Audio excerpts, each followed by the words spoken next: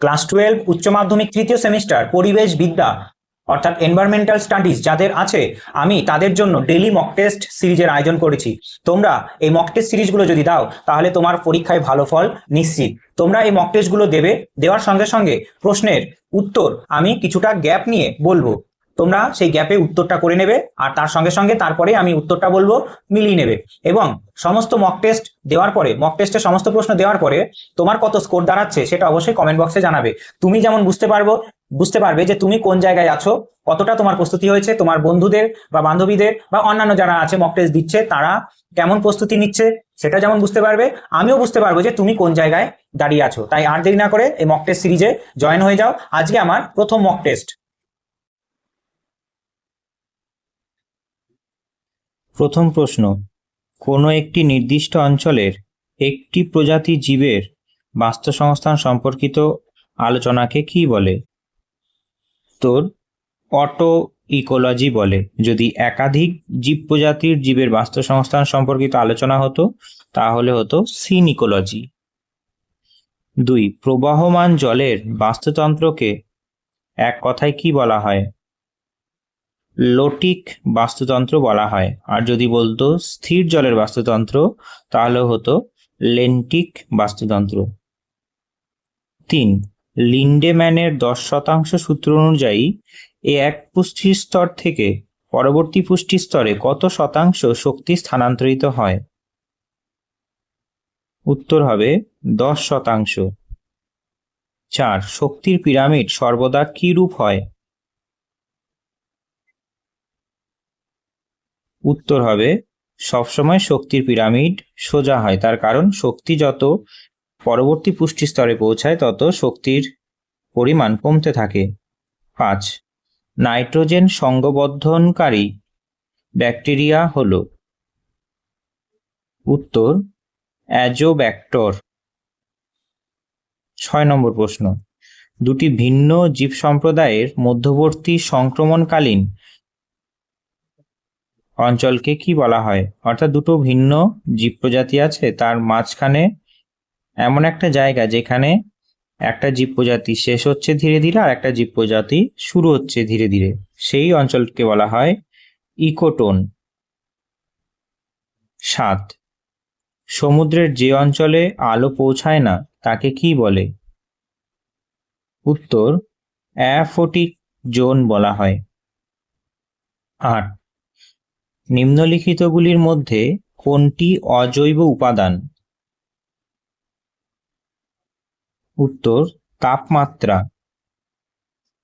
9 নম্বর প্রশ্ন, বাস্তুতন্ত্রের শক্তির মূল উৎস কি? উত্তর সূর্য। 10, নির্দিষ্ট ভৌগোলিক অঞ্চলের একই জাতীয় জলবায়ু ও উদ্ভিদের সমন্বয়ে গঠিত বৃহৎ বাস্তুতন্ত্রকে কি বলে? উত্তর বায়োম বলে। 11, কোনো নির্দিষ্ট বাসস্থানের বা ক্ষুদ্র অঞ্চলের প্রজাতির বৈচিত্র্যকে বলা হয় কি? উত্তর আলফা বৈচিত্র্য। 12, সংকেত বা তথ্যভিত্তিক রেড ডাটা বুক প্রকাশ করে কোন সংস্থা? IUCN। রেড ডাটা বুক মানে বোঝায় যে প্রজাতিরা বিপদে এবং বিলুপ্তের পথে, আর কিছু প্রজাতি বিলুপ্ত হওয়ার সম্ভাবনা আছে, সেই প্রজাতি নামগুলো রেড ডাটা বুকে প্রকাশ করা হয়। 13, ভারতের কোন অঞ্চলটিকে মেগা বায়োডাইভার্সিটি অঞ্চল বা হটস্পট হিসাবে গণ্য করা হয়? উত্তর পশ্চিমঘাট পর্বতমালা। 14, ইনসিটু সংরক্ষণের একটি উদাহরণ কি হবে? উত্তর জাতীয় উদ্যান হবে। চিড়িয়াখানা, জিন ব্যাংক, বোটানিক্যাল গার্ডেন, এগুলো হলো এক্স-সিটু সংরক্ষণ। 15, কোনো প্রজাতির জীব চিরতরে পৃথিবী থেকে বিলুপ্ত হয়ে গেলে তাকে কি বলা হয়? উত্তর বিলুপ্ত প্রজাতি বলা হয়। 16 নম্বর প্রশ্ন, সুন্দরবনের প্রধান ম্যানগ্রোভ উদ্ভিদ কোনটি? উত্তর সুন্দরী। 17 বিশ্ব জীববৈচিত্র্য দিবস পালিত হয় কত তারিখে? উত্তর 22শে মে। 18 জিনগত বৈচিত্র্যের মূল কারণ কোনটি? উত্তর জিনের মিউটেশন ও সংকরায়ন। 19 ex-situ সংরক্ষণের মাধ্যমে সংরক্ষণ করা হয়, এর মধ্যে কোনটি হবে? উত্তর হবে ক্রায়ো সংরক্ষণ।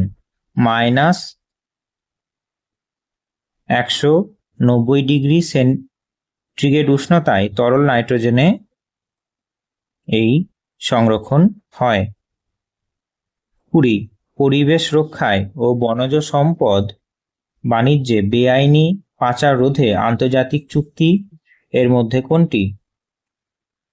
উত্তর সাইটস। এবার সত্য মিথ্যা ভিত্তিক বিকল্প প্রশ্ন। 21 কুকুরের বাস্তুতন্ত্র হলো একটি লেন্টিক বাস্তুতন্ত্র। তারপরে 2 অজৈব পদার্থের চক্রাকার আবর্তনকে জৈব ভূরাসায়নিক চক্র বলে। 3 সালফারের চক্র একটি গ্যাসীয় চক্র, আর বাস্তুতন্ত্রের শক্তি প্রবাহ একমুখী। এখানে 1, 2 এবং 4 সঠিক, আর বাদবাকি যেটা সালফার চক্র আছে এটা মিথ্যে, তাই অপশন হবে এ। 22 বিবৃতিগুলি কি আছে? 1 সংখ্যার পিরামিড সর্বদা উল্টানো হয়। 2 প্রাথমিক খাদকরা সর্বদা ভেষভোজী বা নিরামিষাশী হয়। আর 3 ডিনাইট্রিফাইং ব্যাকটেরিয়া নাইট্রেটকে মুক্ত নাইট্রোজেনে রূপান্তরিত করে। আর 4 বাস্তুতন্ত্রের স্থিতিশীলতা জীববৈচিত্র্যের উপর নির্ভর করে না। এখানে 2 আর 3 সত্য, 1 এবং 4 মিথ্যা।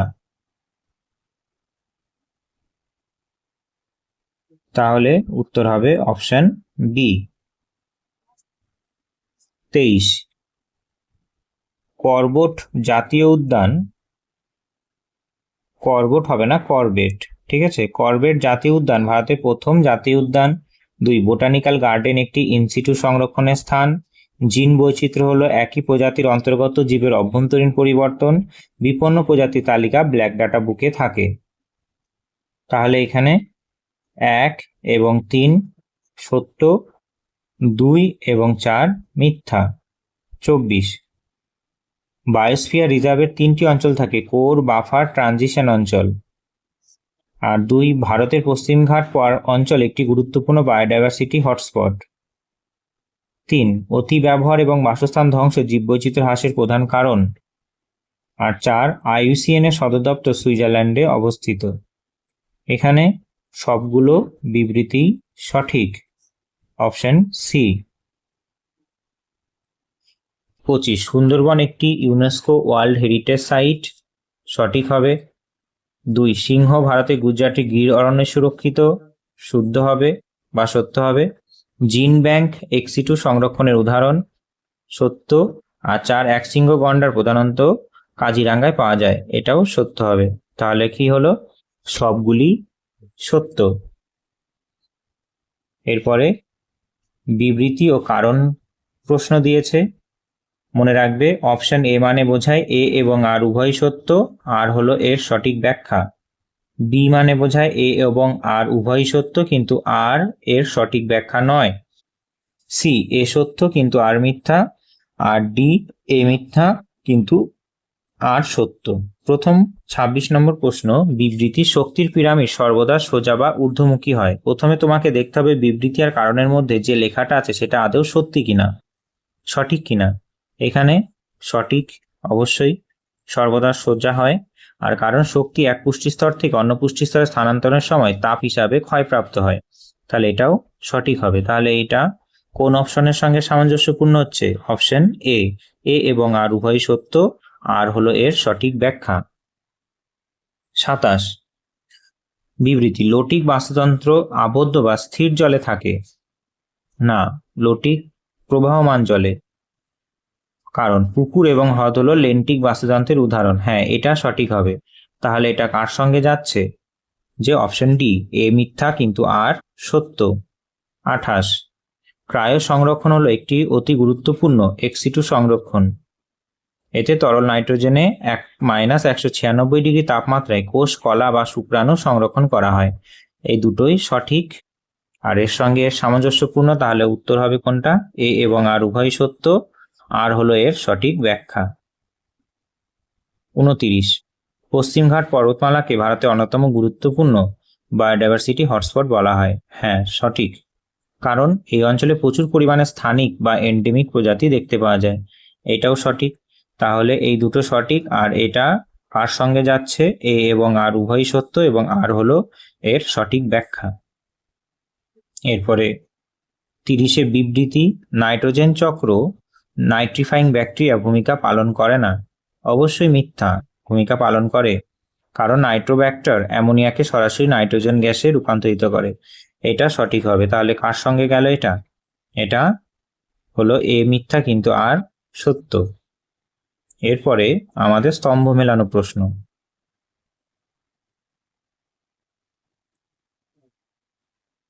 স্তম্ভ মেলানো প্রশ্ন। প্রথমে এই দিকে এ স্তম্ভে দিয়েছে উৎপাদক, প্রাথমিক, খাদক, বিয়োজক, আর বি স্তম্ভে দিয়েছে প্রাণীর, উদ্ভিদের নাম, হরিণ, ব্যাকটেরিয়া, ছত্রাক, সবুজ উদ্ভিদ।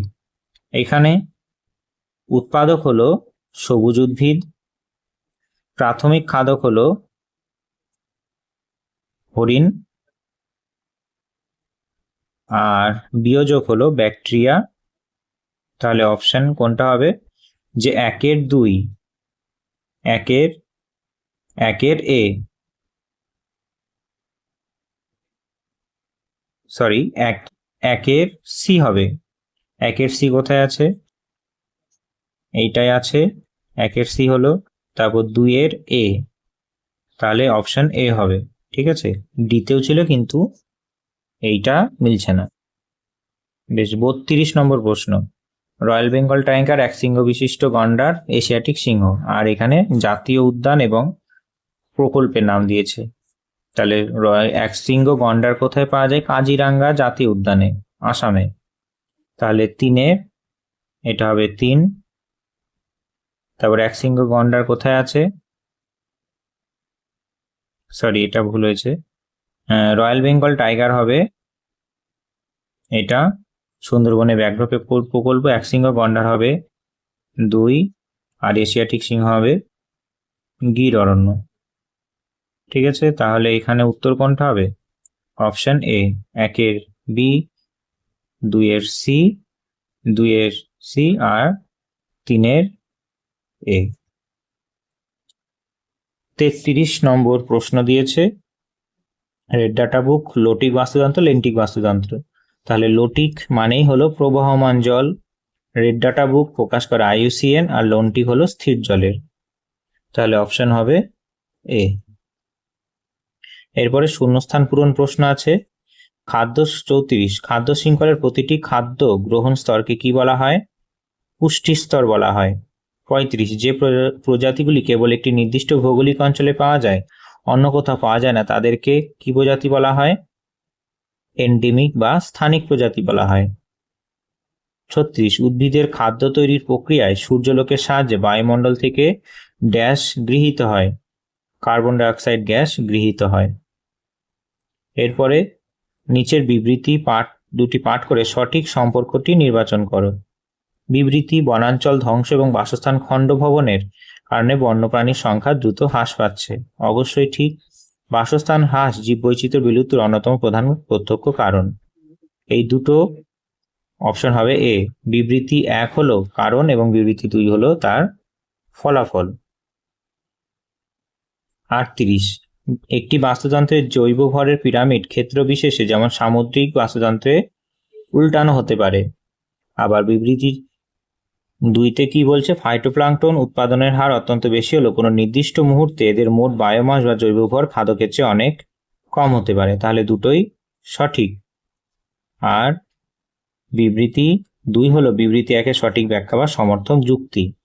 এরপরে কেস স্টাডি বেসড দুটো প্রশ্ন দিয়েছে, তোমরা এই অনুচ্ছেদটা পড়বে, পড়ে নিয়ে উত্তর করবে। ঠিক আছে, এই কেস স্টাডি প্রশ্নে যে লেখা আছে সেইখানেই এই দুটো প্রশ্নের উত্তর লুকিয়ে আছে। পড়া হয়ে গেছে নিশ্চয় এখনো পর্যন্ত? বেশ। 39, সুন্দরবন অঞ্চলের মিষ্টি জল ও সামুদ্রিক নোনা জলের মিশ্রণে গড়ে ওঠা ক্ষয়িষ্ণু বাস্তুতন্ত্রকে কি ধরনের বাস্তুতন্ত্র বলা হয়?